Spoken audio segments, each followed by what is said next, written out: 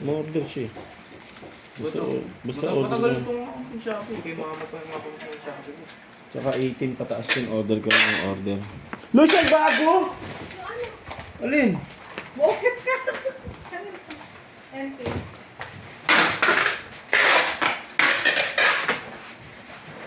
Order ako ng ano, pyesa. Pag 18 mo na pala dito pwede. Pakitin ba pwede? Boy. Pwede yung may ID na lang may ate gagawin.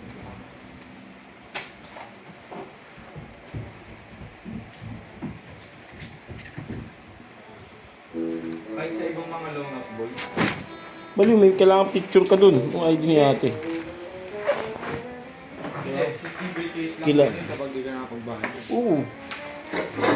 Baka sila pa kasuwang pag hinaras ka nila. Diba minsan meron mga pumuputang Wala yung mga bisita lang, hindi yun kaso. Bisita lang. parang bisita. Hindi yun ako, ba't di ka nagbabayad? Kung kailangan ka magbabayad, gagawin ka. Pero pwede mo kagawa yan.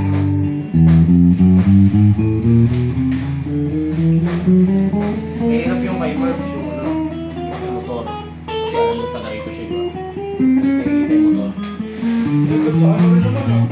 Kapag gumawa ka ng mga kagaya ng Pansin daw ba siya? Gusto nyo ba? wala kami Parang may kasunod din tayo. Gusto nyo? Gusto nyo ba, te?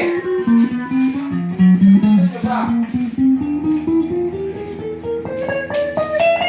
Eh, ba't kapag gumawa ka rin naman ng outboy, kapag ID gamit mo, makikita pa rin yung ano, address ah. Oo nga, pero hindi yun, ano, lalo na sa amin, looban. Labo ba yun? Takot lang. Mas looban pa kalabunog yung sa amin eh. Mga bunog, gano'n. Sa amin, looban pa.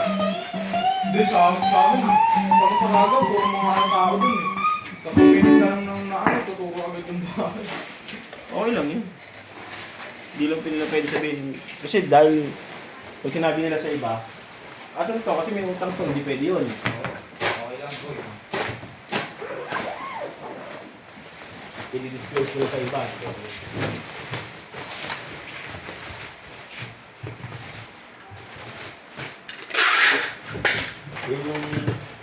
Yung gulong ko yung huli dun eh, sa SP. Gulong ng motor ko. Magkano ba nakuha mo dun? Credit mo yun. Gulong ng motor ko, tingnan mo. Hanggang ngayon, nakunat pa rin. Ano yung sabi nilang sunog boy? Ano yung nag mo lahat ng credit mo? Hindi mo bayaran. Ha? Hindi mo bayaran. Ako mabablock ka na to. Ang ano lang nun, bawal ka na.